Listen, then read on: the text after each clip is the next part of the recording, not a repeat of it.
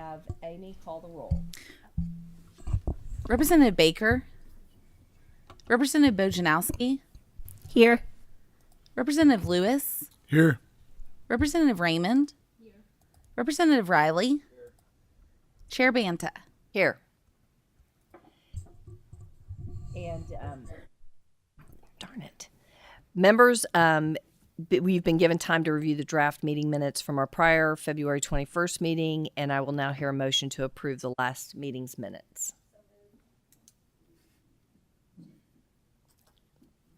Thank you.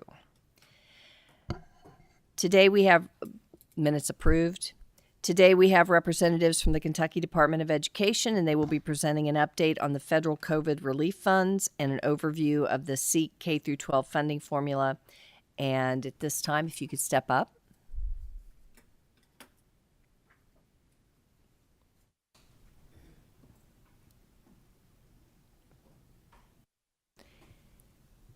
And if you could introduce yourselves. Good afternoon. My name is Robin KINNEY. I'm the Associate Commissioner in the Office of Finance and Operations at the Department of Education. CHAY, RITTER, Division of District Support. I'm a director at KDE. Karen Worth, Director of Budgets and Financial Management. Okay, and if you could raise your right hands. Do you swear to tell the whole truth and nothing but the truth? We do. Thank you. Go ahead. Proceed. Thank you very much, Chair. Welcome to everyone that is here this afternoon. It's a pleasure to be here with you today. As the Chair indicated, we're here to talk to you about overviews of two really big topics.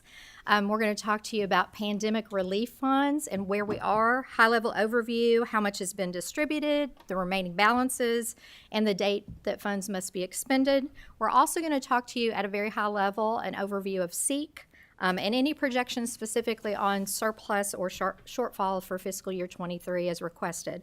Both of these topics are really big, so we are going to really try to talk to you from a very high level. Of course, we invite any questions that you may have for us along the way.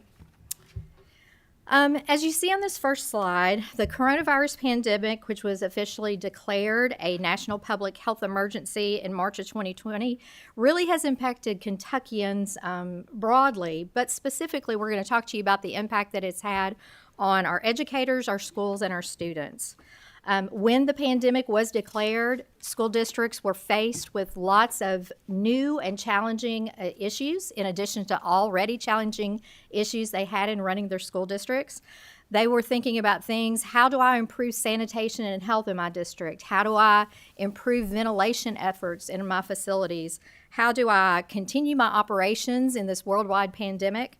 How do I deliver nutritious meals to my students? And of course, how do I operate in instruction and take care of and support mental and emotional health of my students and my staff? If we look at this first slide, the Congress's response to try to help districts and try to help states as we face these challenging issues together was the appropriation of federal funds for K-12. Most of the funds are coming to us from the U.S. Department of Education, although there are some exceptions to that. Some of the funds come to us really targeted to certain subpopulations of students, like IDEA, the Individual Disabilities Education Act, or for homeless youth, so that we have some targeted funds, but we also have funds that are very broadly purposed for all students and districts. The biggest portion of our funds that have come to us, and you may have heard the name ESSER. And so we're going to spend a lot of our presentation talking about ESSER, the Elementary and Secondary School Emergency Relief Fund.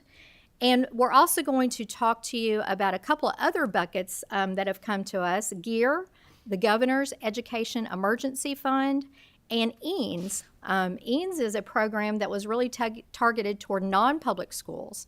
So that is assistance to our non-public or private schools. So we're going to really talk to you about those three buckets.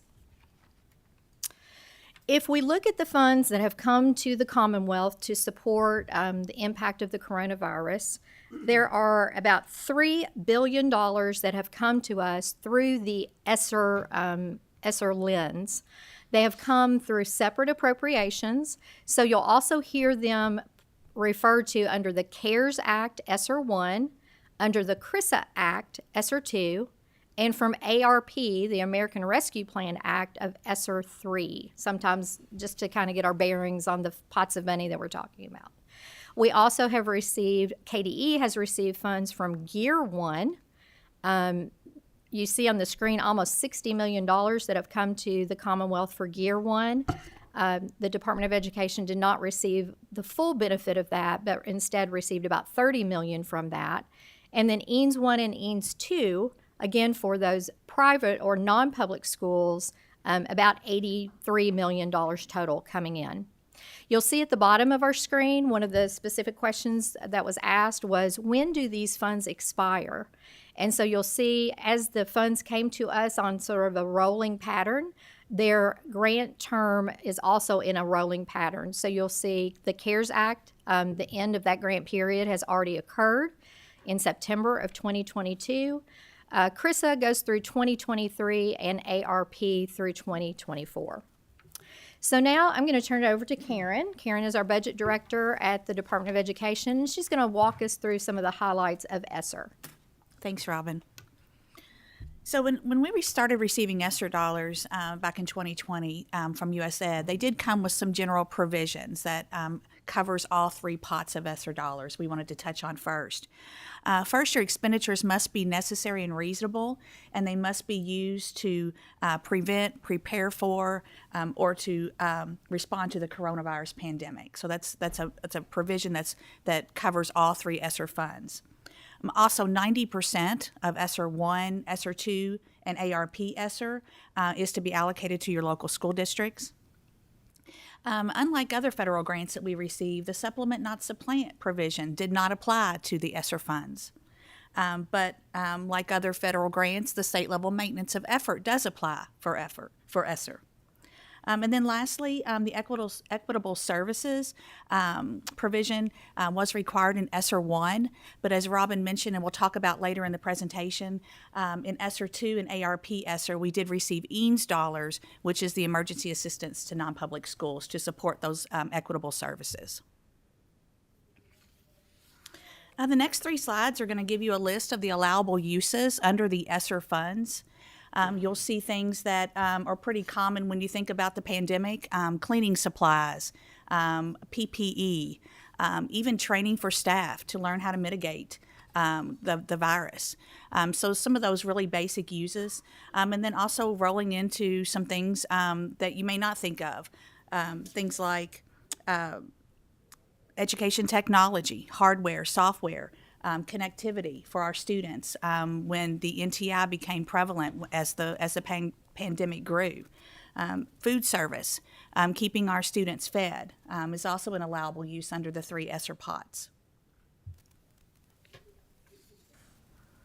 So while the uses stayed pretty consistent across all three of the ESSER funds, we did see that we did get some additional information from USAID as we progressed through the pandemic. One in particular was for implementing public health protocols that would align with the CDC. So those were additional uses that were allowed under ARP ESSER. They are also allowed under ESSER 1 and ESSER 2, but they weren't specifically expressed in the CARES or CRISA Act. Also, ARP ESSER does require that at least 20%, no less than 20%, be applied to learning loss. And that can be done through evidence-based learning at the after school, summer school, even extended year programs. The next slide here is going to take us through. There you go. The next slide here is a breakdown of ESSER 1, 2, and ARP ESSER spending, and this is through January the 31st of 2023.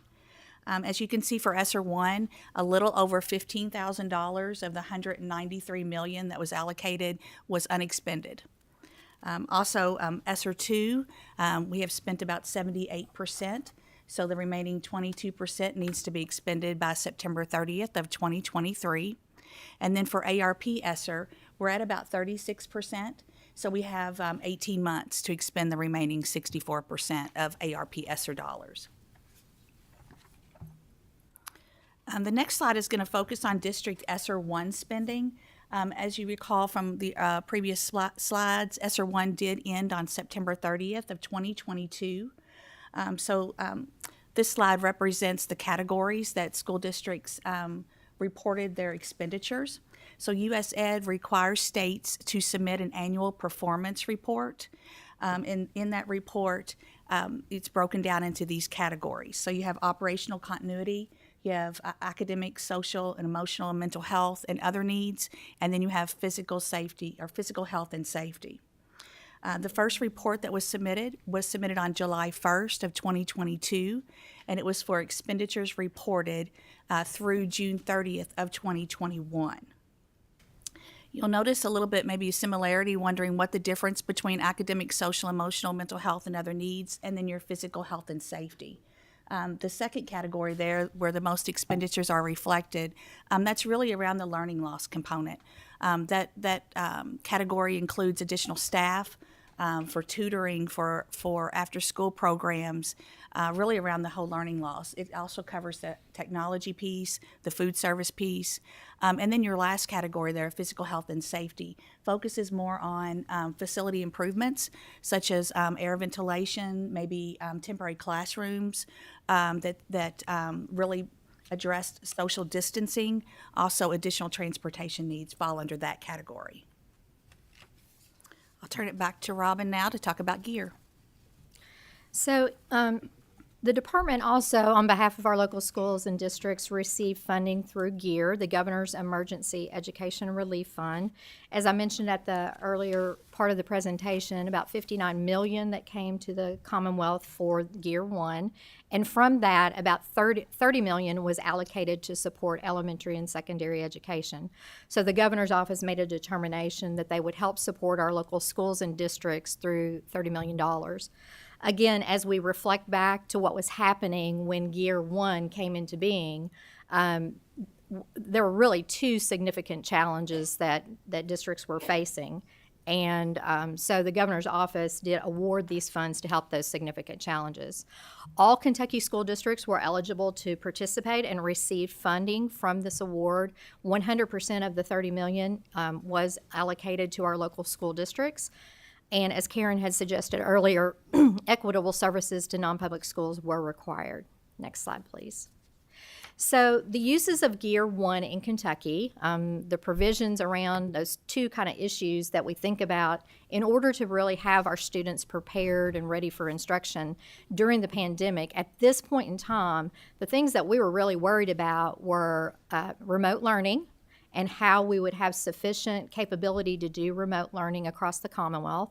We were very fortunate with Kentucky being in a really good spot with the help of our Office of Education Technology, which really is a forerunner in technology interaction with our school district. So I like to think that Kentucky was in a little better place than most. And so we were prepared, but we needed some assistance from the funding side to be able to make sure that we could get devices in the hands of all our students and the support that needed to go along with them.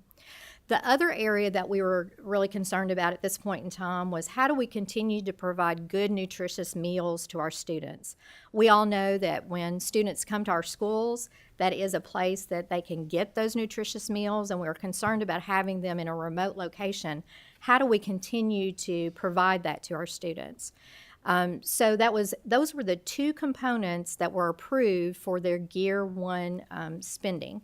It was remote, anything that would support that remote learning component, and then things that would support food services.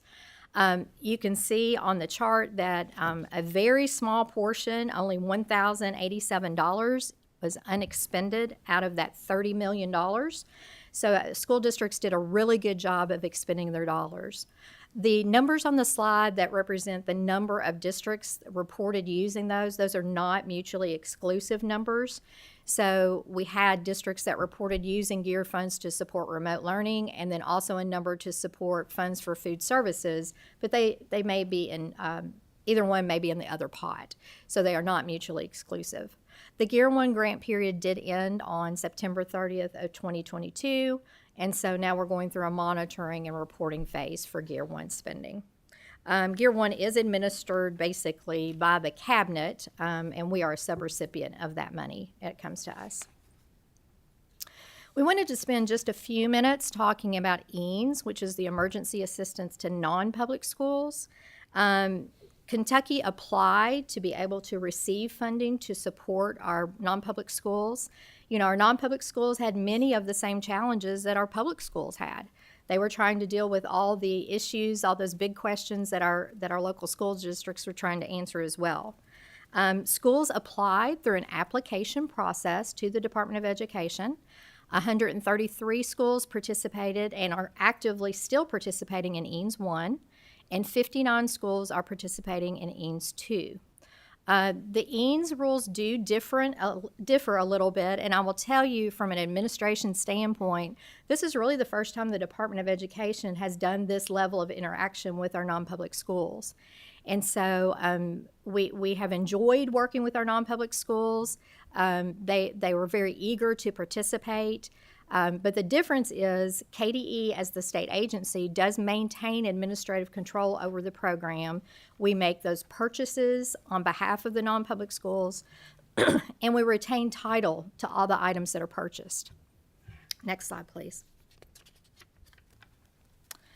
The EANS allowable uses are listed on your screen, and I'm not going to go through each one of those. There are a few differences. They aren't exactly the same as the ESSER allowable uses, but they are very similar. So you see the same things about sanitizing their spaces, doing purchases that would help them with their social distancing need, technology and instruction supports, and so it looks very similar to ESSER, but not exactly the same.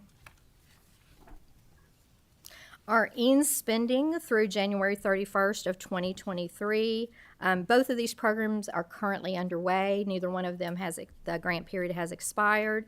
And so you'll see for EANS 1, 67% of the EANS dollars have been expended on behalf of our non-public schools, and about 33% left to be spent in the next 6 months. And then 46% has been spent out of EANS 2, leaving 54% to be spent in the next 18 months. So that concludes our prepared remarks. We are happy to answer any questions about the dollars that are coming to Kentucky to support both our public and non-public schools. I do see at least one question. Rep. Lewis? Yes, thank you all for your presentation. I do have a couple questions, and correct me if I'm wrong because I'm trying to follow through this, but it looks like we still have quite a bit of money left to spend in these accounts. And the biggest question I've got is, and we all know this, our students are behind, whether we want to say they are or not. We've missed a year, possibly 2 years of instruction, face-to-face instruction from teachers. So what would the process be to send this money to the school districts for appropriate catch-up work in the summer or after school or so forth? Is there another round going to be sent out for that? So for each of the pots that we've talked about today, an allocation has already been made to the local school districts. And so they know exactly how much money that they have available to expend. A lot of them do have dollars left because we still have time. We still have time on our clock to expend those dollars. They did submit a budget to KDE on sort of their intended purposes of expending those dollars. So we still see summer learning that's going to take place, that's going to take care of some of that money. And then we see instructional supports to help our students that are behind in the next school year. So districts do have the flexibility to sort of, as they learn about their student population, what their needs are, as long as those needs that they see that come along are eligible expenditures, they may shift what they originally intended to spend their dollars on and be able to devote more to that instructional loss. So they all have sort of the dollar amount in their mind, and then they are planning accordingly as they roll along. Just one follow-up, if I may. Yes. So are you saying right now all of the money's been allocated to the districts? There's not going to be any other money available? All the money has been allocated. The amount has been allocated to each of the districts. They know what their target amount is, and then they have aligned their budgets accordingly. Okay, thank you. Okay, thank you. Representative Bojanowski. Help me understand. So this is single, I don't know what phrase I'm looking for. This is one-time money. And so it's my understanding that with one-time money, you can't necessarily hire people because you would need to have recurring funds to do that. Could you speak on that? Because I think as a teacher, you know, and if we had enough teachers or assistants that could come in, sometimes the more instructional staff would be a great offset. But can we not do that with this money because it's only one-time money? So school districts definitely can pay personnel costs out of the ESSER money. That's a permissible use. You're correct. What we would say is non-recurring costs are the ones that we would encourage districts to focus on because the funds will expire. And so, but as far as supplemental staffing to support those learning loss, those more instructional needs, that's perfectly permissible for districts to use those funds.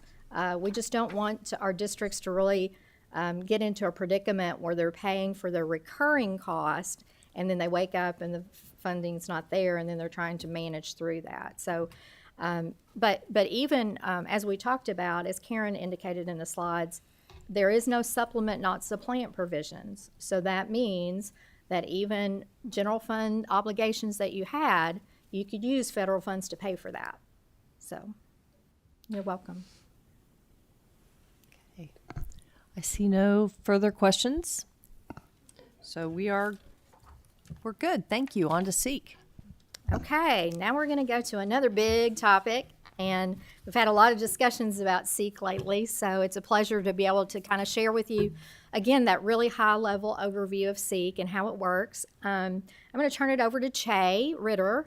CHAY works as our director in the Division of District Support Services. They interact primarily with our local school districts and I would call them the keeper of SEEK.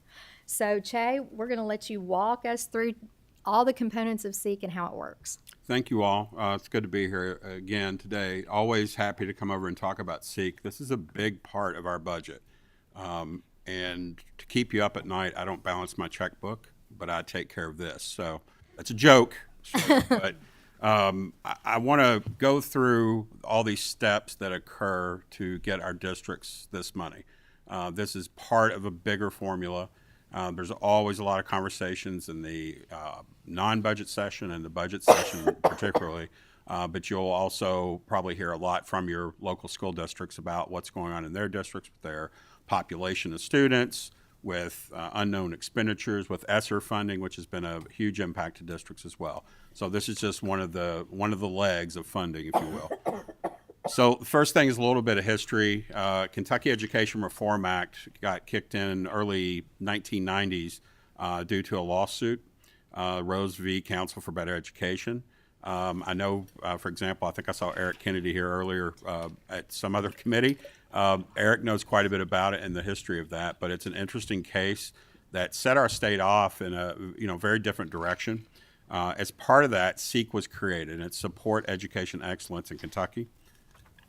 So when you look at Kentucky public school funding, this is we've had to squeeze all this in because there's so many things in here in these buckets.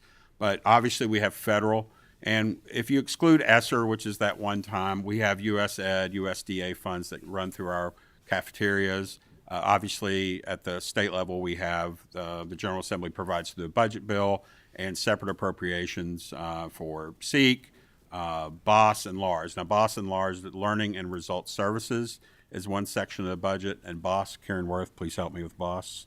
Operations and Support Services. That's great. See, that's why I love Karen. And then we get into the local side, which obviously everyone in this room, you'll get that nice birthday card from your county clerk every year about your car taxes being due. That's part of it. Property taxes, in some cases, utility taxes, occupational taxes at the school district as well, and we'll go through that.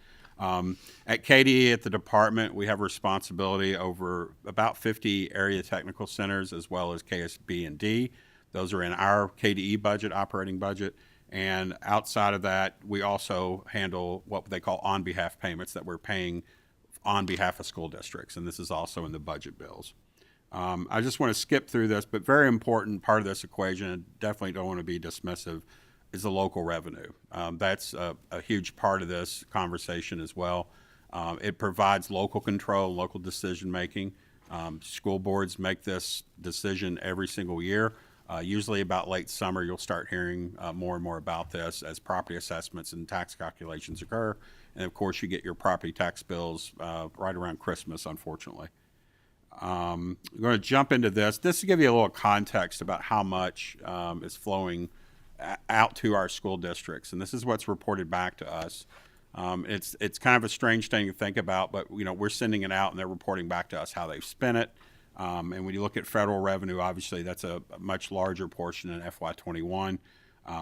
SEEK itself, it sort of ebbs and flows. And SEEK is driven a lot by property assessments and student population. So as that changes, the amount overall that you throw into the state side of that equation may be a bit smaller or a bit larger depending on what that student population looks like, as well as the property assessment data. And we'll get into that. On behalf is a significant number, obviously, in other state revenues. Very important too, like I said, local taxes and other local revenues, which are some of them really small things like if they've collected money for tuition or other fees they've collected. It's a small part of that. But around $3 billion of this, it comes through local taxes. And it varies by district, of course. So total funds, FY21 is a little bit over $9 billion. So there's some requirements for SEEK to participate in SEEK, if you will. Teachers, a minimum 185 days, 170 student attendance days, or 1,062 hours of instructional time. There is a single salary schedule for each district, which typically you can find on their website. This includes no non-resident pupils in its AADA. That AADA is an aggregate average daily attendance. That's how we sort of keep track of our students. There's some adjustments to that for low attendance days that are tossed out and weather days. Unless that student is a child of a district employee or there's a non-resident policy. And a couple sessions ago, maybe I think 2 sessions ago, we had open enrollment. There was a House bill that passed, and that sort of changed that dynamic, but there's still a policy in each district on how they accept non-resident students and how many they can accept, because space in these schools is a commodity. So for example, if I'm a Franklin County student and want to go to Frankfort Independent, they'll have a non-resident policy that says, if you've got space for me, I'd love to come there. And they may accept that student, and that student becomes part of their aggregate average daily attendance, and they do receive funding for that. It's important to note, too, a lot of these numbers, we're looking at the prior year data, and we'll get into kind of what COVID caused, but that prior year data becomes very important when it comes to funding. And then finally, any secondary school which maintains a basketball team for boys shall maintain the same program for girls. That's a requirement. So one of the numbers you hear a lot about, and I think going back, every governor I've ever worked under has mentioned this in their State of the Commonwealth speech, is the per pupil amount. It's very important, and this shows our direction. Right now, it's at $4,100, and next year it'll be $4,200. And depending on, of course, money is a finite resource over here, of course. If we're very flush and you all look at this and say, we could afford to do X amount for the next biennium, or, we're going to keep it flat for a couple of years because state revenues declined or whatever the situation may be. There's a long history of this number being right on the very front page of pretty much every newspaper because it's simple to understand, per pupil amount. However, there's a lot behind that number that's a little more complicated than that. And we'll talk about that some more in just a second.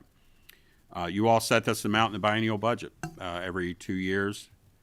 So this will give you an idea. And the reason that number becomes very important is the add-ons that are included in SEEK for free lunch students. It's 15% of that per pupil number. So when you set that per pupil number, that sort of moves everything else. Rising tide raises all boats. That's essentially what it does. So when you get into an exceptional child count, and there's a bit of an error here that shouldn't be a percentage, those are weights. But at 4,100 for a severe disabled student, that generates about 9,600, a little bit over that for that school district. As time goes on, if you keep increasing the per pupil amount, those amounts will also increase accordingly to the math. Your speech students, for example, right now are almost at $1,000 per at $984. So if we go to next year 4,200, and I can't do the math off the top of my head, but it should get pretty close to that $1,000 mark. Home hospital students, these are your students that have been either injured or too ill to come to school. That you'll notice is $4,000, which is always $100 less than the per pupil amount. And then your limited English proficiency students, that's just 9.6%. And that's actually probably the most recent add-on that we've had in SEEK. There's not been a lot of huge changes to SEEK over the years. Adding the LEP students, I believe, was around 2006 or so it's been quite a while ago. So important here to notice for context of our SEEK budget, and we always get into, of course, with Seth and Liz here in the room, when we talk budget, we get into the weeds quite a bit in our conversations.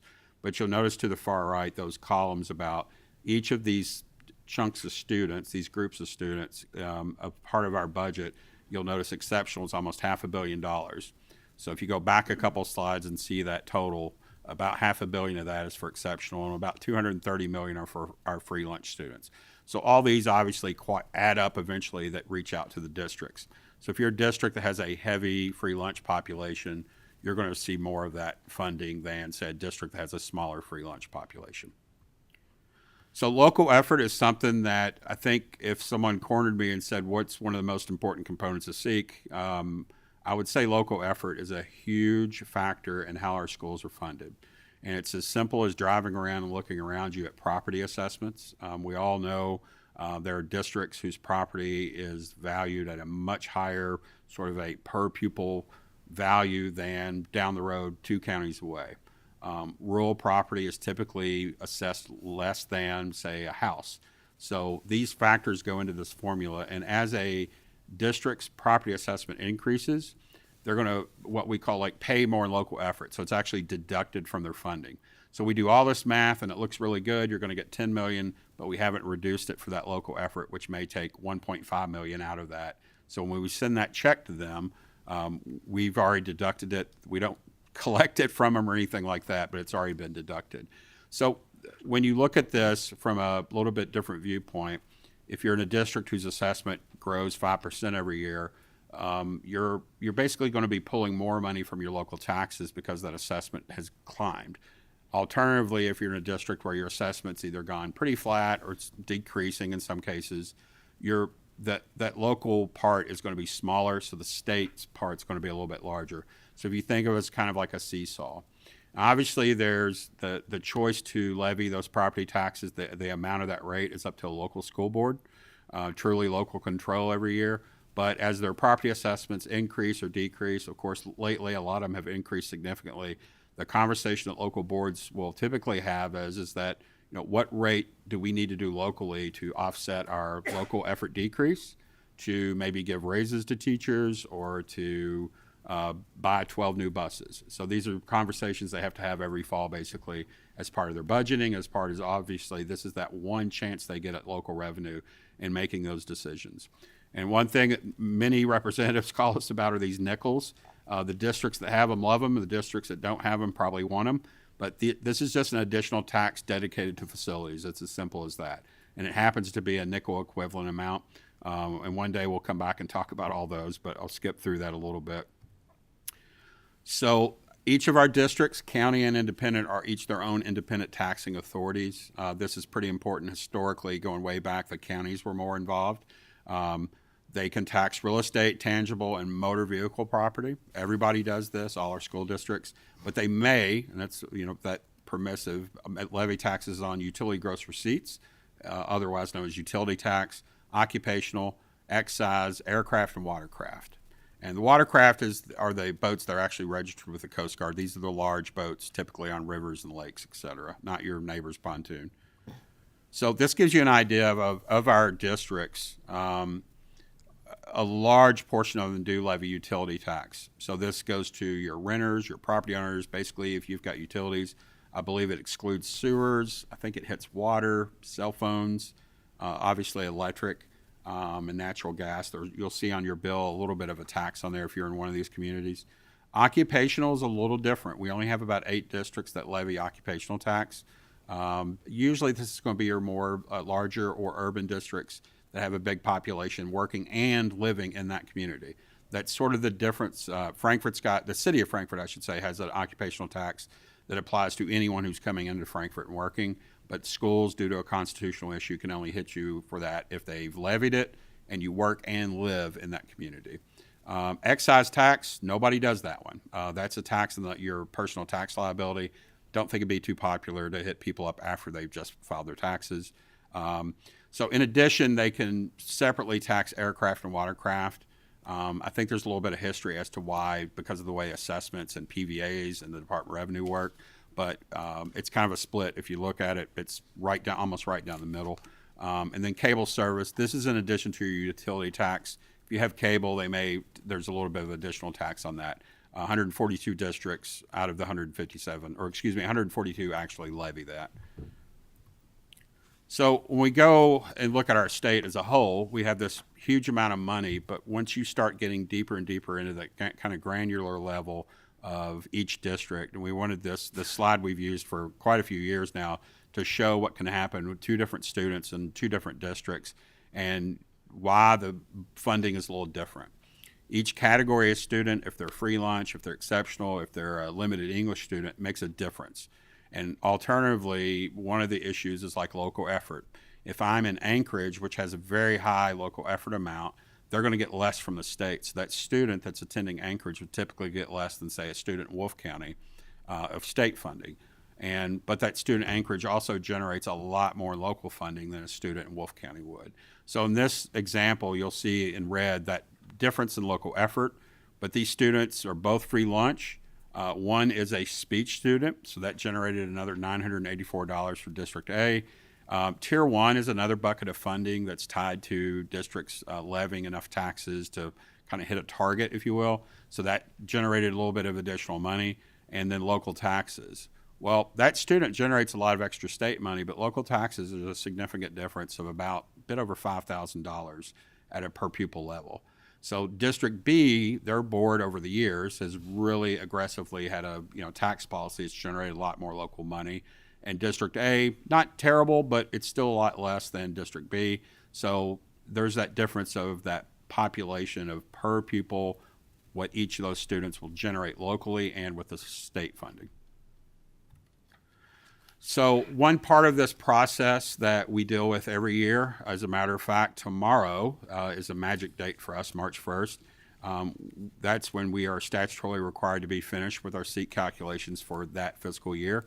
And when we get to that point, usually a little bit before that, we determine if there's leftover funding or a shortfall. And we typically, when we start our budget processes, typically we start talking to the state budget director's office. We start working on some estimates and get some idea of what the populations look like in the next 2 years. Anything that's going to throw us off, like, all of a sudden we see a huge increase in property assessment around E-Town or something. Anything like that, we kind of factor in and work with the governor's budget folks and their staff and sort of build a model, if you will. And then eventually that data comes over to Seth and Liz, and we start that conversation again and sort of keep everybody on the same page. And we're talking about student populations and property assessment estimates for the next 2 years, basically. And then once it sort of gets settled down as far as those numbers, that's where sort of the sausage making happens over here about, per pupil amount, the statewide equalization level, which will impact some of these nickels we talked about for facilities, and all these little parts and pieces to this that make up our total budget. So when we get to the end of that, our goal is to always have a little bit left over. Obviously, we don't want to have too much because this money could have been spent at Medicaid, at corrections. It could be used to build a road somewhere. There's a lot of places I'm sure it's needed. So we try to get it as tight as possible, but we're predicting 2 years out.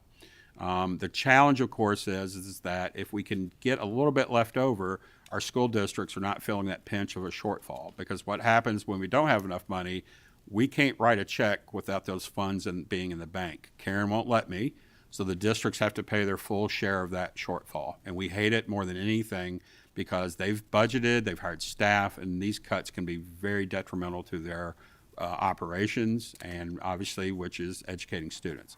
So historically, we've had some pretty good luck. I give proper credit to the governor's budget folks that work with us. They work very hard to get these numbers incredibly tight and accurate. We're usually within 0.5% of our budget. We've been, I think a bit blessed, but also through working together with Seth and Liz, as well as the governor's budget folks too. So like I said, tomorrow's our big day where we determine the shortfall. We know what it is, but we're still kind of fine tuning a few dollars here and there, because there's always a few loose ends. In FY22, in the 22 budget bill rather, any funds shall lapse to the general fund. So in some cases, shortfalls, they've been covered through other appropriations. Sometimes they're paid for in the next fiscal year, and surplus sometimes is transferred to transportation. Sometimes it lapses to the general fund. It's just whatever direction's in that budget bill. So this is where we are now. And as we talked about ESSER, I'm always reminded in March of 2020, sitting in the building and trying to figure out, how do we do this? How do we pay SEEK when students aren't in seats and they can't necessarily take attendance? There was participation. Of course, we all remember, everything was chaotic. So what basically happened was that data all got frozen for several years. And now we're in sort of an unthawing phase. Data is being collected at the school districts, attendance data, what we call butts and seats basically. And, we're starting to get a clearer picture, not perfectly clear yet, of what our student body population looks like. And within probably the next couple of months, as we get to the end of the school year, we're going to start seeing a much clearer picture on what our student population really looks like. How many free lunch? We just now got data on exceptional back in December. So all this becomes sort of clearer for our next budget. So for 20 through 23, basically, we had a frozen set of data that determined funding. And we also have had countless discussions with districts and superintendents, for that matter, about the high number of attendance losses they've seen this current year. Historically, probably on average, our state attendance across the board has always been probably north of 92%. I think, just anecdotally and talking to districts and talking to many of them, they were in the 80s, mid 80s, and in some cases they saw a few days in the 70s due to illness, RSV, flu, et cetera, and some COVID outbreaks, of course, too.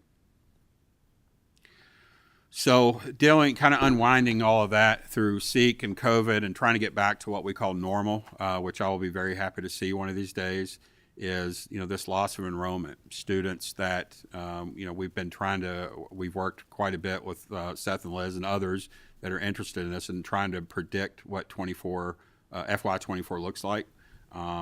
This decrease in our average daily attendance has us concerned. While have less students to pay for, it also generates that thought of where did they go? And natural disaster districts, of course, we had our tornadoes in Western Kentucky, floods in Eastern Kentucky. That population has sort of, obviously shifted around and moved where they needed to go to have shelter. And then getting them back, ideally, would be, one of those goals. But in some cases, these folks may say, you know what, I lost my property. I'm just going to move on and move to Tennessee or wherever and hopefully stay in Kentucky. We've also had districts that actually grew during the pandemic. One is Warren County, for example.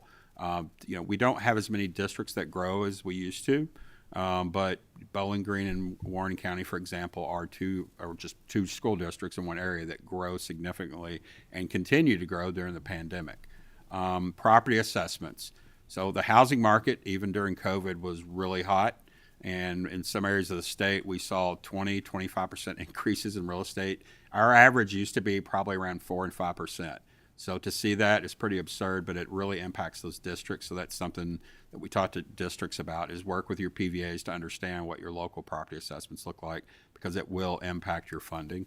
Of course, ESSER funds coming into this, it's like your Uncle Sam comes into town, drops this money, and there, of course, districts have had, as Karen and Robin went through, got a plan and use these funds for learning loss and, to kind of get us back on track for, the next umpteen years or so.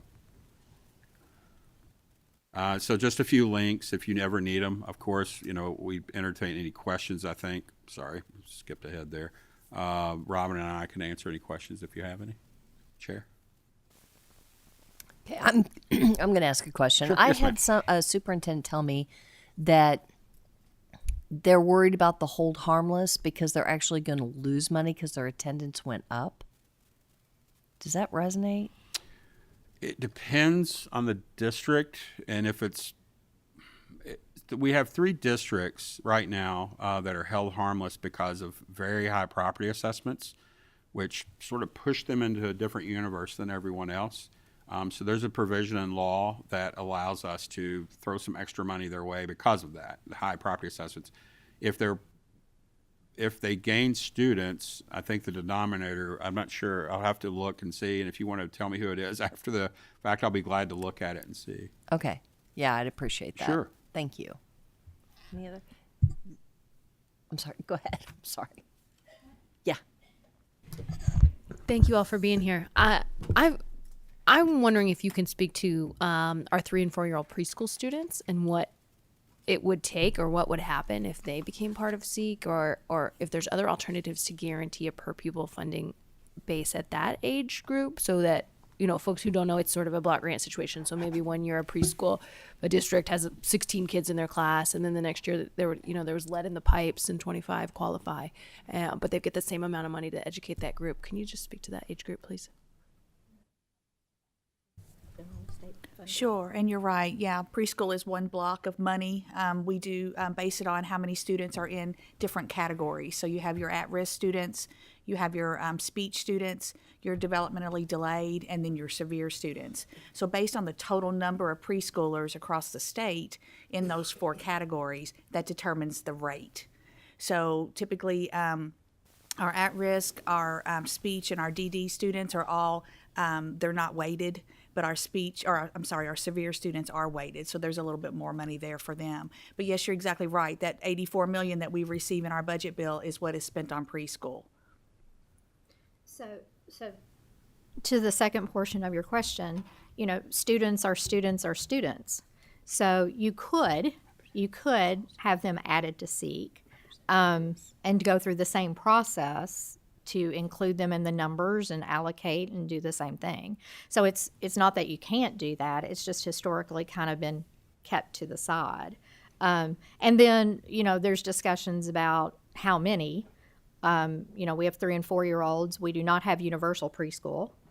So it really boils down to the counts. And if you'd want to keep the same, a student as a student as a student, give them the same per pupil guarantee as you would K through 12. You know, kindergarten now used to be funded at 1/2, and now we are fully funded on kindergarten. So that, you know, that's the logical next discussion, I think, is about what do we do with preschool.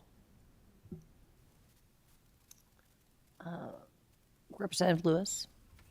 Well, just a couple statements. I appreciate your all's presentation and anyone that has to deal with SEEK, actually. Not a lot of people understand SEEK. I spent 13 years trying to understand it as a school superintendent and understand quite a bit about it. But there's so many moving parts in SEEK, and I think you all have dealt with those over the last couple of years more than you'd like. In our attempt to help school districts, of course, we filed the 1819 where we were going to base attendance on that, and there's been a lot of districts that it's helped, but we know now that there's several districts that we've harmed by doing that. And I know you had mentioned Warren County in particular, and the last numbers I were privy to seeing, it was about $3 million. So I know that's going to be an ongoing discussion when the exact numbers come out. But I just want to thank you all for your work on it, because, like I said, I've been on several calls with you all over the in the interim too, to deal with this, and hopefully by the end of the session we can address some of these things. So I just wanted to thank you for your work. Thank you. Yeah. Thank you. Representative Tipton. Thank you, Madam Chair. I'd like to talk a little bit about assessment values. Mm-hmm. And as we see demographic changes in our state, we have areas that are losing population or more economically distressed than others. We have areas that are losing property assessment. Yes.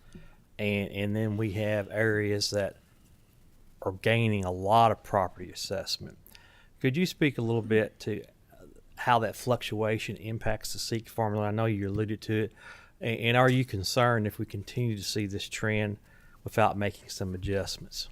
Sure. So I think there's two ways to look at it. One is an aggregate at the state level. That bottom line number that impacts the state budget is hugely important.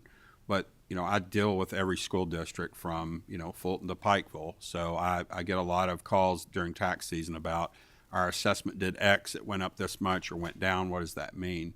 And I think at the state level, we've always considered assessment, the higher it goes is the less money the state puts in, generically speaking. But at the local district level, it can cause a lot of heartburn both ways because as you're losing property assessment value, you're also losing your tax base. And it's almost like if you're used to getting $1 million in local taxes and then all of a sudden you drop down to $950,000 or $900,000, but the state will make up some of that through local effort, not necessarily all of it. If you're in a district that's growing with factories and houses and Dollar Generals and Walmarts and everything else that's being built, the other problem on that side is you're growing so fast. And I'm always reminded of Shelby County because I grew up next door to there when I was a kid, very quiet. And now there's a lot going on there, a lot of factories, a lot of housing, a lot of neighborhoods. And when it's closer you get to Jefferson County, you start to see more and more houses. So they've experienced very fast growth, but with that comes larger local effort, which is reduced out of the formula. And we often will get calls, and I think it's out of frustration that, gosh, we're putting in a lot of local effort here. And, you have the ability to set your taxes, but I think, in their mind too, they think, well, we're putting in a lot more than our neighbors or some district that maybe hasn't grown as fast. So it's a tough decision. I mean, it's a really tough conversation because I have to represent all my districts, some of which their assessments have declined for 5 years straight.